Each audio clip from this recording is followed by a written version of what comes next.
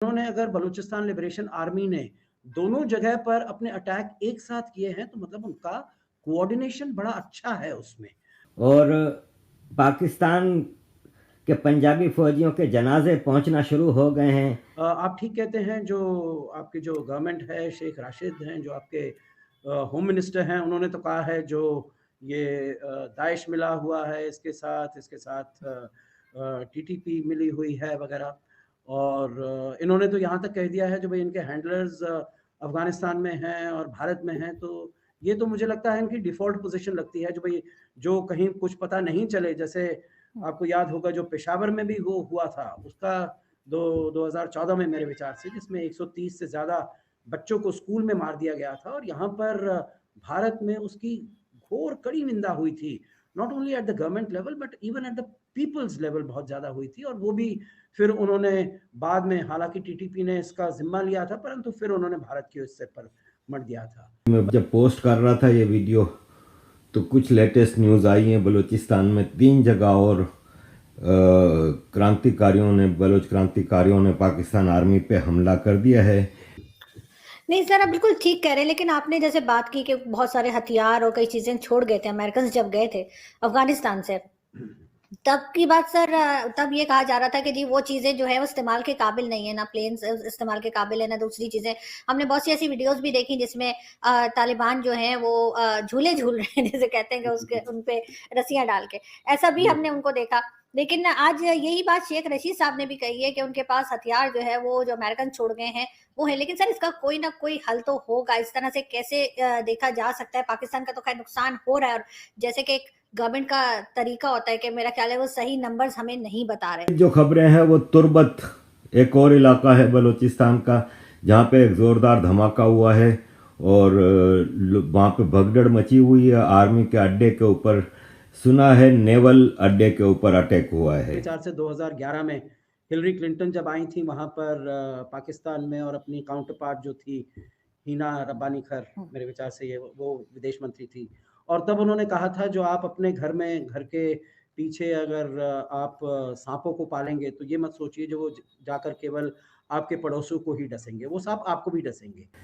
भागने का हुक्म दिया है क्योंकि अब वो जाहिर है वो क्रांतिकारियों से नहीं लड़ पा रहे तो वो आम सिविलियंस को टारगेट बना रहे हैं। ये इसीलिए देखिए हमेशा से भारत यही कहता आया है जो आतंकवाद अगर है उसको मिटाना है तो ये कहना जो ये गुड टेररिस्ट है, बैड टेररिस्ट है, ये मेरा आतंकी है, ये तुम्हारा आतंकी है, वो कहने से किसी को फायदा नहीं होने वाला। तुर्बत में नेवी के अड्डे पे बलोच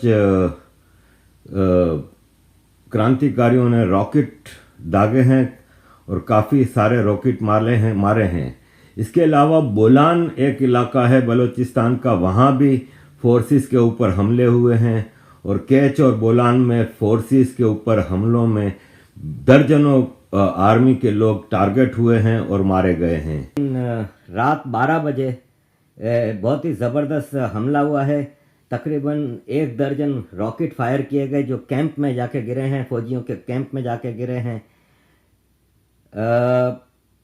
बोलान में जो हमला हुआ है ना, वो अभी तक बलोच लिबरेशन आर्मी के तर्जुमान जुनैद बलोच ने अपने ऑफिशियल चैनल पे कहा है कि मजीद ब्रिगेड जो है बलोच लिबरेशन आर्मी की, उसने 48 घंटे से कब्ज़ा जारी रखा है पंजगोर के इलाके में। इसके अलावा वो बता रहे हैं कि काफ़ी हमारे 9 फिदाइन भी शहीद हो गए और 100 से ज़्यादा फ़ौजी हमने मार दिए हैं। टोटल अब तक पाकिस्तान एयरफोर्स के 3 हेलीकॉप्टर भी गिरा दिए गए। बलोच फोर्सेस ने बताया है कि हमने तकरीबन दर्जनों लोग मार दिए गए हैं और पाकिस्तान के पंजाबी फौजियों के जनाजे पहुंचना शुरू हो गए हैं।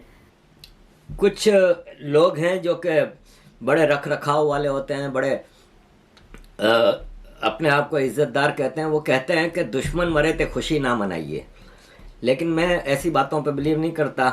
ख़ास तौर पे दुश्मन जब पाकिस्तान की फ़ौज जैसा घटिया दुश्मन हो जो आपके घरों में घुस के आपकी बहू बेटियों को बेइज्जत करता हो, जो मासूम नौजवानों को कत्लेआम करता हो, जो अपने बच्चों को यूरोप अमेरिका में अय्याशियों में डाल के हमारे बच्चों को, सिविलियन के बच्चों को के ऊपर जुल्म करता हो, तो ऐसे फौजियों के मनाने पे मुबारकबादी दी जा सकती है। तो मैं बलोच भाइयों को, बलोच बहनों को मुबारकबाद देता हूँ कि इन्होंने इतना बड़ा काम किया, जो कि पाकिस्तानी फ़ौज शर्म से डूब मर जाए अगर थोड़ी गैरत हो तो इनमें। तो एफसी के हेड क्वार्टर हैं नौशकी और पंजगौर में, वहाँ पे बलोच क्रांतिकारी पहुँच गए और फायरिंग करके तबाह कर दिया पूरे दोनों अड्डों को और सैकड़ों फौजी मार दिए। रिपोर्ट्स मुख्तलिफ हैं। ज़ाहिर है पाकिस्तान की ISPR या पाकिस्तान का ऑफिशियल वो तो नहीं बताएगा आपको। वो पहले कह रहे थे कि नहीं खाली एक ज़ख्मी हुआ है, फिर आए 4 पे, फिर होम मिनिस्टर ने कह दिया कि 12 मर गए हैं, लेकिन 100 तो कंफर्म है कि 100 से ज़्यादा तो हुआ है। तो पहले ये गए नौशकी में, नौशकी के एफसी के उसमें घुस गए और वहाँ पे चूँकि कुछ फैमिलीज़ भी उनकी होती हैं बड़े बड़े फौजियों की, तो शराफत देखें बलोच क्रांतिकारियों की कि इन्होंने औरतों को और बच्चों को निकलने के रास्ता दे दिया कि भाई आप लोग निकल जाओ।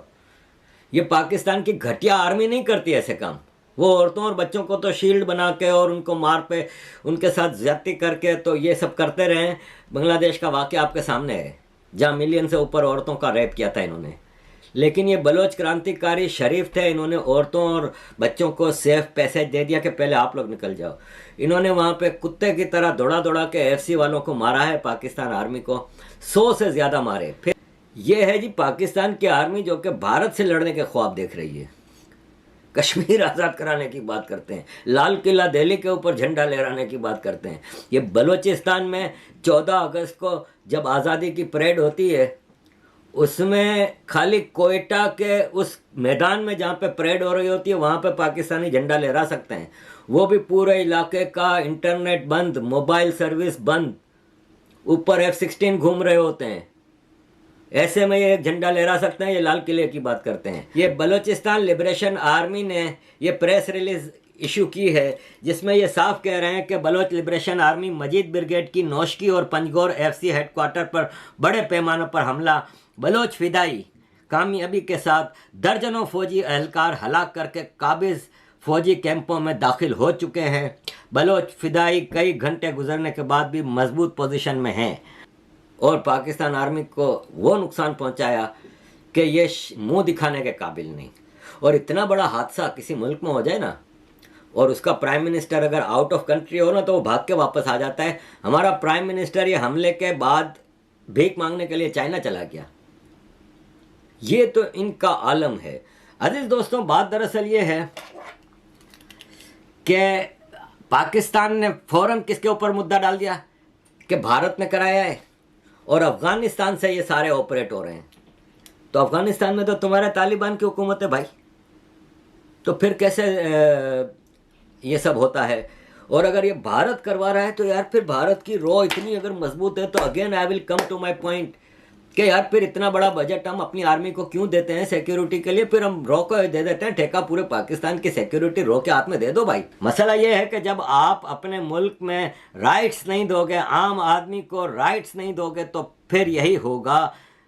आज से 50 साल पहले आधा पाकिस्तान इसीलिए टूटा था कि आपने उनको बेसिक ह्यूमन राइट्स नहीं दिए। इस मुल्क में फौजी जनरल कब्जा करके बैठे हुए हैं। अजीज दोस्तों, हमीद गुल जो कि अफ़गानिस्तान, भारत में 89 की कश्मीर, इन सब पॉलिसियों का इन्वेंटर था, डायरेक्टर था जिसने ये सारी चीज़ें की थी। ISI का चीफ था। सुनिए ज़रा, 2 मिनट की वीडियो है जिसमें ये बताता है कि पाकिस्तान में आर्मी जनरल अमेरिका की मर्जी से आता है। सर, पाकिस्तान की इस्टेब्लिशमेंट जमहूरी हुकूमतों से ज़्यादा हुकूमत करती रही है, क्या ये सच नहीं? इसमें शुबा नहीं, बिल्कुल ऐसा ही है। फैसले लेने के लिए कभी इस्टेब्लिशमेंट ने किसी से पूछा है आज तक? इसीलिए अमेरिका जो है वो डिक्टेटरों को पसंद करता है ऐसे ममालिक में, क्योंकि एक फर्द वाहिद ने फैसला करना होता है। तो पाकिस्तान के अंदर वो आर्मी चीफ को बहुत अपनी मर्जी से, जो वो यहाँ आर्मी चीफ नहीं बनता, अगर आप समझते हैं कि वैसे ही हम बना सकते हैं, ये हमारा अंदरूनी मामला है, ऐसा नहीं होता। सर, आपको पाकिस्तान में आर्मी चीफ बनाया जा रहा था एक दौर में और मशवरे जारी थे, क्यों ये फैसला नहीं हो सका कि आप पाकिस्तान के आर्मी चीफ बन सकते हैं? अमेरिका को पसंद नहीं था, इसी वजह से नहीं बनाया गया। अमेरिका ने इनकार कर दिया आपको आर्मी बिल्कुल, चीफ ये तो बनाने साफ से? जाहिर है, हर कोई जानता है। मिठाइयाँ तकसीम हुई जब मैं नहीं बना, इंडियन एम्बेसी के अंदर मिठाइयां तकसीम हुई, लोग गवाह हैं, लिखा लोगों ने इसके ऊपर, मैंने नहीं लिखा। हिकमत यार ने भी कुछ लिखा था। हिकमत यार साहब की किताब में भी है जिक्र के गुलाम इसाक खान ने कहा कि अमेरिका पसंद नहीं करेगा। हिकमत यार ने लिखा कि उन्होंने गुलाम इसाक खान को यह कहा था कि जनरल हमीद गुल को पाकिस्तान का आर्मी चीफ बना दिया जाए। उनकी किताब में पढ़िए ना, हिकमत यार साहब की किताब है, वो पढ़ लें आप, उसमें लिखा हुआ है। मतलब है गुलाम इसाक खान का जवाब पढ़ लें कि भाई बात तो तुम बहुत अच्छी कर रहे हो, लेकिन अमेरिका कभी इसके ऊपर राजी नहीं होगा। तो ये आपको एक अक्कासी करता है हमारी मजबूरियों की कि हम कितने मजबूर हैं। यानी हमारी आज़ादी जो है वो बिल्कुल बराए नाम है, हमें मुल्क दिया गया लेकिन हमें आज़ादी तो नहीं दी गई। और लोगों ने भी मुझे बताया, मैं उनका नाम नहीं लेना चाहता, जो गुलाम इसाक खान के पास गए, मेरा नंबर 1 के ऊपर नाम GHQ से गया था। जनरल बेग से पूछ लीजिए, 6 आदमियों की लिस्ट गई थी, मेरा नंबर 1 था, आसिफ नवाज का नंबर 6 था, लेकिन 6 वाले को बना दिया गया, नंबर 1 को छोड़ दिया गया। 6 वाले की मंजूरी अमेरिका से आई थी, मैं नहीं जानता, लेकिन ये एक बात तय है कि अमेरिका की मंजूरी के बगैर यहाँ आर्मी चीफ नहीं बना करता।